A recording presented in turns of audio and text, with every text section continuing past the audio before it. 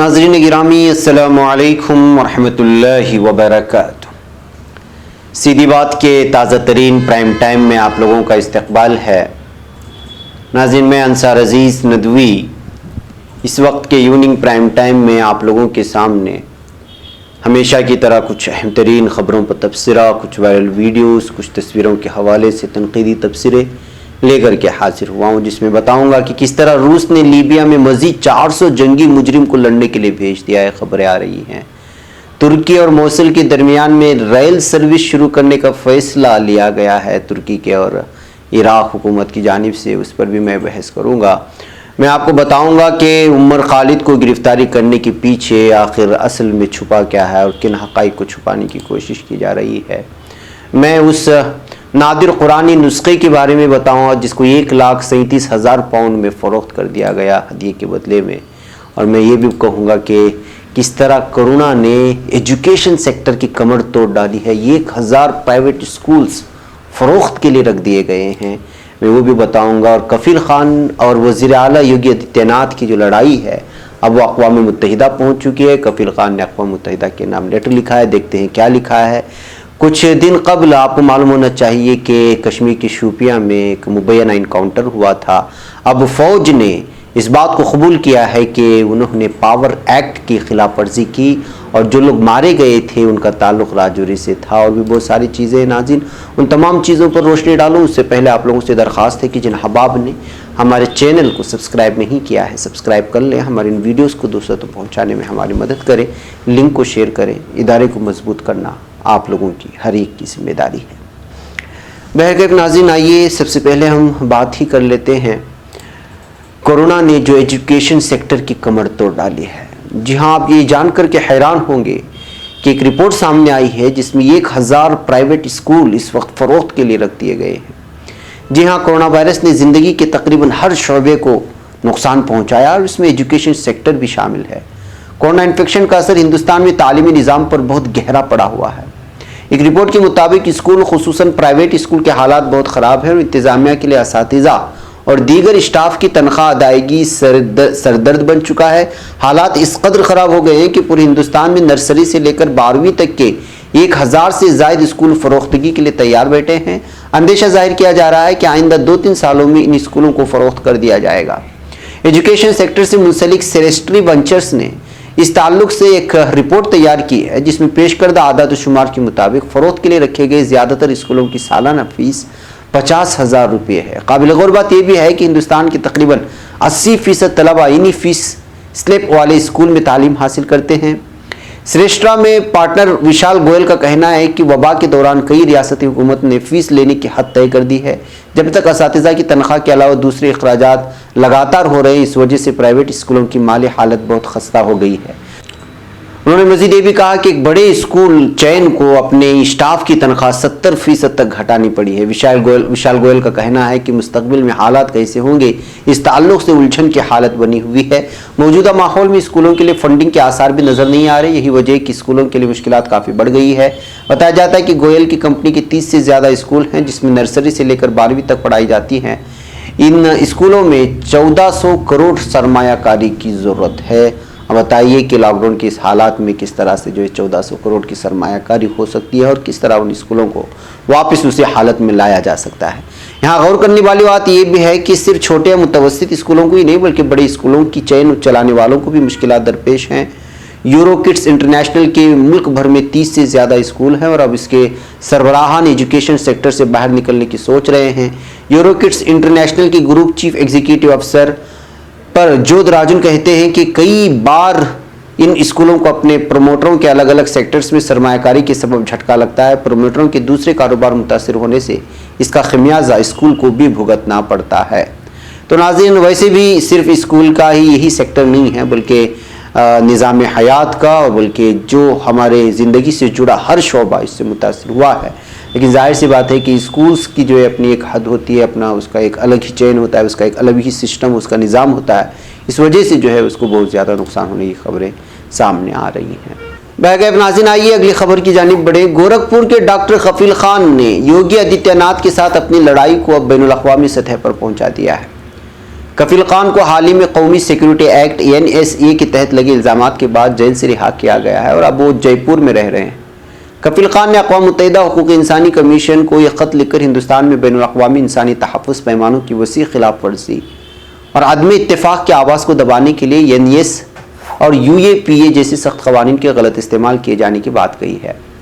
اپنے خط میں کفیل خان نے اقوام متحدہ کی اس شعبے کو پرامن طریقے سے CAA کے خلاف احتجاجی مظاہرہ کرنے والے کارکنان کو گرفتار کیے جانے کے بعد ان کے حقوق انسانی کے تحفظ کرنے کے لیے حکومت ہند سے گزارش کرنے کے مسئلے پر شکریہ ادا کیا اور یہ بھی کہا کہ حکومت نے ان کی اپیل نہیں سنی۔ کفیل خان نے لکھا ہے کہ حقوق انسانی کے محافظوں کے خلاف پولیس طاقت کا استعمال کرتے ہوئے دہشت گردی اور NSA کے تحت الزامات لگائے جا رہے ہیں۔ اس سے ہندوستان کا غریب اور حاشیے پر رہنے والا طبقہ متاثر ہوگا۔ ناظرین، آپ لوگوں کو معلوم ہونا چاہیے کہ 26 جون کو اقوام متحدہ کے اس شعبے کفیل خان اور شرجیل امام سمیت دیگر لوگوں پر لگائے گئے 11 معاملوں کا تذکرہ کرتے ہوئے حکومت ہند کو خط لکھا تھا کہ حقوق انسانی کی خلاف ورزی کے سنگین الزامات، جن میں سے کئی گرفتاری کے دوران ظلم اور غلط سلوک کرنے کے ہیں، جیل میں گزارے دنوں کے بارے میں کفیل خان نے لکھا ہے کہ ذہنی اور جسمانی طور سے پریشان کیا گیا اور کئی دنوں تک کھانا پانی سے بھی محروم رکھا گیا اور صلاحیت سے زیادہ قیدیوں والی متھرا جیل میں 7 مہینے کی قید کے دوران مجھ سے غیر انسانی سلوک کیا گیا۔ خوش قسمتی سے ہائی کورٹ نے مجھ پر لگائے گئے NSA اور 3 مہینے کے ایکسٹینشن کو خارج کر دیا ہے۔ ناظرین، اس کے علاوہ کفیل خان نے اپنے خط میں 10 اگست 2017 کو گورکھپور کے بابا راگھو داس میڈیکل کالج میں آکسیجن کی کمی کے سبب کئی بچوں کی جان جانے کے معاملے کا بھی تذکرہ کیا ہے۔ ہائی کورٹ نے 25 اپریل 2018 کے اپنے حکم میں کہا تھا کہ اس کے خلاف ڈاکٹری لاپرواہی کا کوئی ثبوت نہیں ملا اور وہ آکسیجن کے ٹینڈر عمل میں بھی شامل نہیں تھا، حالانکہ کفیل خان اپنی ملازمت سے اب بھی معطل ہے۔ بہرکیف ناظرین، ہم تمام لوگ جانتے ہیں کہ کفیل خان کے ساتھ کس طرح کی ظلم و زیادتی ہوئی اور لگاتار آپ کے سامنے پرائم ٹائم کے حوالے سے بہت ساری الگ خبریں ان کے حوالے سے رکھی ہیں۔ اور ظاہر سی بات ہے کہ ان پر جو ظلم و ستم ہوا ہے اور جو ہو رہا ہے، ان کو ڈیوٹی سے جو معطل کیا گیا زبردستی مختلف قسم کے الزامات لگا کر کے، ان چیزوں کے بھی حوالے سے وہ اس وقت اقوام متحدہ میں اپنی شکایت درج کیے ہیں۔ اب دیکھتے ہیں کہ اقوام متحدہ کی جانب سے ان کی شکایت کو کیا سنجیدگی سے لیا جاتا ہے، اس پر کس طرح کا رد عمل ظاہر آتا ہے، اگلے آنے والے دنوں میں انشاءاللہ پتہ چلے گا۔ ناظرین، فوج انکاؤنٹر کرتی ہے اور اس کے بعد ایک کہانی سناتی ہے، لیکن ایسی ایک کہانی کا پردہ فاش ہوا ہے حالیہ کچھ دنوں میں۔ فوج کو بادی النظر ایسے ثبوت ملے ہیں کہ اس کے جوانوں نے کشمیر کی شوپیاں ضلع میں ہوئے ایک انکاؤنٹر میں armed force special power act AFSPA کے تحت حاصل اختیارات کی خلاف ورزی کی ہے۔ اس سلسلے میں تعدیبی کارروائی شروع کی گئی ہے۔ حکام نے جمعہ کو یہ جانکاری دی ہے۔ ناظرین، اس سال جولائی میں جھڑپ ہوا تھا اور اس میں 3 لوگ مارے گئے تھے۔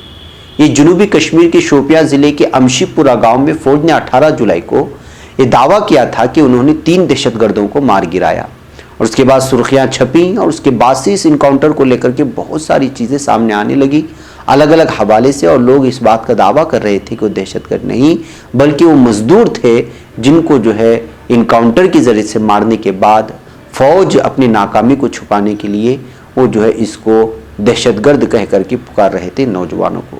سری نگر میں فوج کے ترجمان کرنل راجیش کالیا نے کہا ہے کہ انسداد دہشت گردی کی کارروائیوں کے دوران اخلاقی طرز عمل کے لیے پرعزم فوج نے سوشل میڈیا پر سامنے آئی ان رپورٹ کے بعد جانچ شروع کی جس میں دعویٰ کیا گیا تھا کہ جموں کے راجوری ضلع کے رہنے والے 3 افراد امشی پورہ سے لاپتہ پائے گئے تھے۔ جانچ کو 4 ہفتے کے اندر ہی پورا کر لیا گیا۔ راجوری سے تعلق رکھنے والے مہلوکین کے اہل خانہ نے پولیس میں شکایت بھی درج کرائی تھی جو کہ شوپیاں میں مزدوری کرتے تھے۔ فوج نے ایک مختصر بیان میں کہا ہے کہ جانچ سے کچھ ایسے شواہد سامنے آئے ہیں جن سے ظاہر ہوتا ہے کہ مہم کے دوران AFSPA 1990 کے تحت دیے گئے اختیارات کا غلط استعمال کیا گیا اور سپریم کورٹ سے منظور شدہ اور آرمی چیف کے وضع کردہ قواعد کی خلاف ورزی کی گئی۔ بیان کے مطابق نتیجے کے طور پر متعلقہ اتھارٹی نے بعد النظر جواب دہ پائے گئے ہیں، فوجیوں کے خلاف آرمی ایکٹ کے تحت تعدیبی کارروائی شروع کرنے کی ہدایت دی ہے۔ حالانکہ یہ ابھی واضح نہیں ہو سکا ہے کہ فوج کے کتنے جوانوں کے خلاف کارروائی کی جا رہی ہے۔ بیان میں یہ بھی کہا گیا ہے کہ جمع کیے گئے شواہد دکھاتے ہیں کہ امشی پورہ میں مارے گئے 3 نامعلوم دہشت گرد، انہوں نے پھر بھی دہشت گرد کا لفظ استعمال کیا ہے، امتیاز احمد، ابرار احمد اور محمد ابرار تھے جو کہ راجوری کے رہنے والے تھے اور وہ یہاں پر مزدوری کیا کرتے تھے۔ لیکن ان کو ایک الگ دعوے کے ساتھ قتل کر دیا گیا انکاؤنٹر کے ذریعے سے۔ ناظرین، گزشتہ 18 جولائی کی صبح فوج نے اس بات کا دعویٰ کیا تھا کہ 3 دہشت گردوں کو مارا گیا، حالانکہ ان کے گھر والوں نے دعویٰ کیا تھا کہ تینوں کا دہشت گردی سے کوئی تعلق نہیں تھا اور وہ شوپیاں میں مزدوری کے طور پر کام کرنے گئے تھے۔ اصل میں ان کا تعلق راجوری سے تھا۔ اپنی مزدوری کے لیے جانے اور اپنے گھر والوں کو جو ایک بہتر زندگی کی تلاش میں نکلے ہوئے نوجوانوں کو فوج یہ کہہ کر کے مار ڈالتی ہے کہ وہ دہشت گرد ہیں۔ بعد میں پتہ چلتا ہے کہ جو ہے وہ دہشت گرد نہیں، نہ ہی اس طرح کی کسی بھی جنگجوانہ قسم کی طرز کی جو ہے کسی تحریک میں اسی سے جڑے ہوئے ہیں، لیکن اس کے باوجود فوج اس کے بعد ان تمام اپنے قتل پر پردہ ڈالنے کی کوشش کرتی ہے۔ لیکن فی الحال اس وقت جانچ کے گھیرے میں تمام لوگ آ گئے ہیں، یہ جو ہے اس فوج کا کہنا ہے۔ ان تمام چیزوں کو سامنے آنے کے بعد محسوس ہوتا ہے کہ اب تک نہ جانے کتنے ایسے انکاؤنٹر ہوئے ہیں جو انکاؤنٹر پر واقعی میں سوالات اٹھتے ہیں، اور اس پر اگر حقیقت میں حقائق کے ساتھ اور شواہد کے ساتھ اگر اس کی تفتیش کی جائے تو نہ جانے ایسے کتنے واقعات اور انکاؤنٹر کی واردات سامنے آئیں گی جو فیک تھی اور زبردستی قتل عام مچایا گیا۔ ممکن ہے ایسی تفصیل بھی سامنے آئے۔ ناظرین، آپ کو معلوم ہے کہ آج کل بھارت میں کس طرح کے ہنگامے جاری ہیں، اور اس ہنگاموں کے حوالے سے آج احتجاجات ہوئے۔ زرعی بل کو پاس کیا گیا ہے جس کو اس وقت پورے بھارت کے کسان بہت ہی زیادہ ناراض ہیں۔ لگاتار احتجاجات ہو رہے تھے، لیکن اس کے باوجود بل کو پاس کر لیا گیا۔ بل کو پاس کرنے کے لیے خود کئی اراکین پارلیمنٹ جو ہے اس وقت احتجاج کیا۔ یہ جو اس وقت منظر آپ ویڈیو دیکھ رہے ہیں، اس میں مختلف کسانوں کے تنظیموں کی جانب سے بنگلور کے ایک اہم ترین شاہراہ پر اس وقت احتجاج کا منظر دیکھ سکتے ہیں کہ احتجاج اس زرعی بل کے خلاف لگاتار اس وقت غصے میں آ رہے ہیں، اور یہ احتجاج کا منظر ہے۔ اس کے علاوہ بھی آج یہ جو تصویر دیکھ رہے ہیں دلی کا ہے، یہاں دلی میں بھی اپوزیشن پارٹیوں کی جانب سے، کانگریس اور دیگر پارٹیوں کی جانب سے بہت زیادہ احتجاجات ہوئے، اس کے بھی مناظر آپ اس ویڈیو میں دیکھ سکتے ہیں۔ اس کے علاوہ بھی دیگر علاقوں سے بھی کچھ تصویریں آ رہی ہیں، یہ بھی تصویریں آپ دیکھ سکتی ہیں۔ یہ سب احتجاجات آج دن بھر میں بھارت کے مختلف علاقوں میں ہوئے، جس میں کسانوں کے ساتھ ناانصافی کو لے کر کے اور اس بل کے ذریعے سے کسانوں کے حقوق کی پامالی اور ان کے حق دبانے کی کوشش کرنے کا الزام لگاتے ہوئے، اور بی جے پی پارٹی پر اس وقت یہ الزام لگ رہا ہے کہ وہ کسان مخالف ہو چکی ہے، کسانوں کی بنیادی حقوق کو وہ حق ادا کرنے میں اور ان کو جو ہے ان کے حقوق دینے میں نہ صرف ناکام ہے، بلکہ ان کے پاس جو حقوق ہیں اس کو بھی چھیننے کی کوشش کی جا رہی ہے۔ حالیہ زرعی بل جو پاس کی گئی ہے اس کو لے کر کے اس وقت بھارت کا ایک ایک کسان ان کے خلاف، بی جے پی پارٹی کے خلاف ہو چکا ہے، مرکزی حکومت کے خلاف ہو چکا ہے۔ یہی وجہ ہے کہ اپوزیشن پارٹیاں بھی اس کو سیاسی طور پر لے کر کے بھی احتجاج کر رہے ہیں، اور بعض پارٹیاں جو ہے واقعی وہ کسانوں کے ساتھ جڑی ہوئی ہیں ان کے حق کو لے کر کے، کہ جن کسان کی وجہ سے جو ہے اس وقت راشن وغیرہ ہمارے گھر تک پہنچتا ہے، جن کی محنتیں ہوتی ہیں زمین پر، جو ہے ان کے خلاف اس طرح کی سخت بل جو ہے وہ ناقابل قبول ہے، کہتے ہوئے احتجاجات جاری ہیں۔ بہرکیف ناظرین گرامی، آئیے اگلی خبر کی جانب بڑھتے ہیں۔ ترکی اور موصل کے درمیان ریل سروس شروع کرنے کا فیصلہ لیا گیا ہے، اس طرح کی خبریں آ رہی ہیں۔ ترکی اور عراق کے شہر موصل کے درمیان ریلوے لائن بچھانے کا کام جلد ہی شروع ہوگا، جس کے بعد ریلوے سروس ان دونوں شہروں کے درمیان میں، ملکوں کے درمیان میں شروع ہو جائے گی۔ موصل کے گورنر نجم الجبوری نے میڈیا کو بتایا ہے کہ ترک کمپنیوں کے ساتھ ریلوے لائن بچھانے کا معاہدہ طے پایا گیا ہے۔ اس طرح سے ترکی کے درمیان میں اور عراق کے درمیان میں، یعنی موصل اور ترکی کے درمیان ایک لمبی ریل سروس شروع ہونے جا رہی ہے، جو واقعی میں ایک دوسرے ملکوں کو جوڑنے والی بنے گی۔ یہ ترکی کے ذرائع کے حوالے سے خبریں مل رہی ہیں۔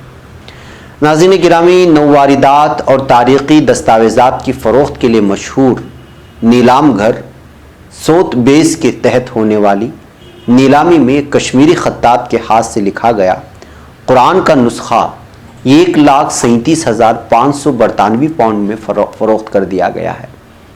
مذکورہ نسخے کو حال ہی میں نیلامی کے لیے پیش کیا گیا تھا، اور اسے کسی بھی قرآنی نسخے کی فروخت کی سب سے بڑی رقم قرار دیا جا رہا ہے، ہدیہ قرار دیا جا رہا ہے۔ تاحال یہ واضح نہیں کہ اس نسخے کا خریدار کون ہے۔ بھارتی روپیوں میں اس کی مالیت کا اندازہ لگایا جائے تو 1,29,00,000 ہو جاتی ہے۔ نیلامی سے پہلے سودبیس نے اس قرآنی نسخے کو اپنی ویب سائٹ پر متعارف کراتے ہوئے لکھا ہے کہ قرآن کا یہ نادر نسخہ 19ویں صدی میں تیار کیے گئے नफीस तरीन मखतूतात में से एक है।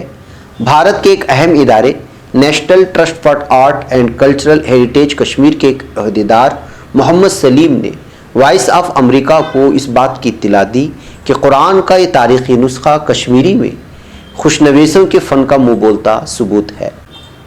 उनके बकौल इस तारीख़ी नुस्खे पर जिल्दसाज और सरपरस्त के नाम भी दर्ज हैं और ये खूबसूरत मखतूता है।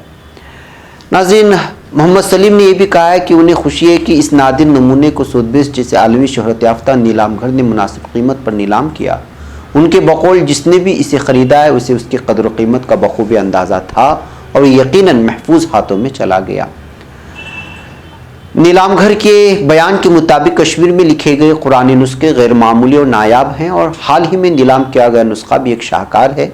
इस नुस्खे की खत्ताती मोहम्मद हसन ने की और मोहम्मद इस्माइल ने हाशिए में तफसीर दर्ज की और ये 1831 में तैयार हुआ था।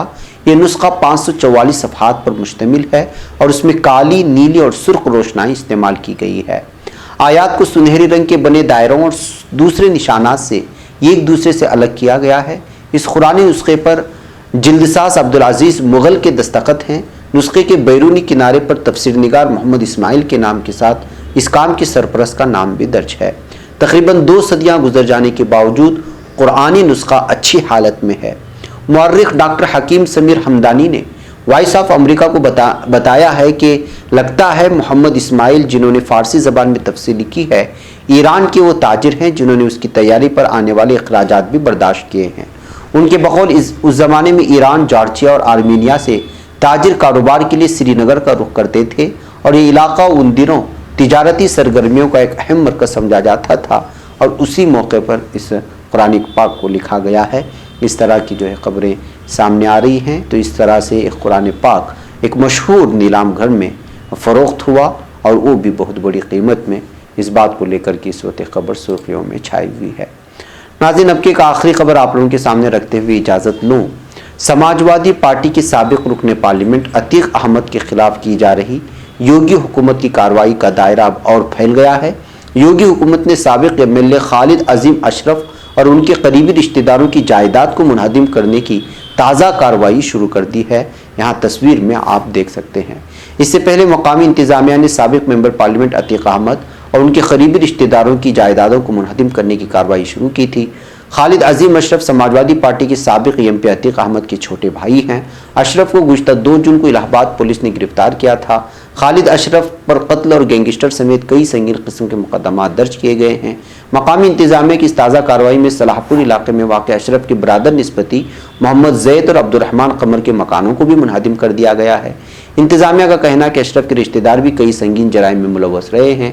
इसी बुनियाद पर उनके खिलाफ कानूनी कार्रवाई की जा रही है। तो नाज़रीन, आप अंदाज़ा लगा सकते हैं कि इस वक्त किस तरह से जो है योगी हुकूमत में बदले की सियासत चल रही है। ज़ाहिर सी बात है कि बिलखुसूस जो मुख्तलिफ़ पार्टियों से ताल्लुक़ रखने वाले लोग जो माजी में जिनके नाम जो है बदनाम भी हुए हैं, अब उन लोगों को पूरी तरह से निशाना बनाने की कोशिश की जा रही है। जबकि अपोजिशन ने इल्ज़ाम लगा रही कि सब जो है बदले की कार्रवाई की जा रही है और एक समाज को बिलखुसूस उनके लीडरान को निशाना बना की कोशिश हो रही है। इस तरह की भी तबसरे सोशल मीडिया पर जब इस तरह की खबरें निकल कर के सामने आती हैं तो तबसरे होते हैं। बहरकैफ नाज़रीन, मुझे यहाँ पर इजाज़त दें। इंशाल्लाह फिर आप लोगों से मुलाकात होगी कुछ ही देर में डेली वीडियो न्यूज़ के साथ। अस्सलामु अलैकुम रहमतुल्लाहि।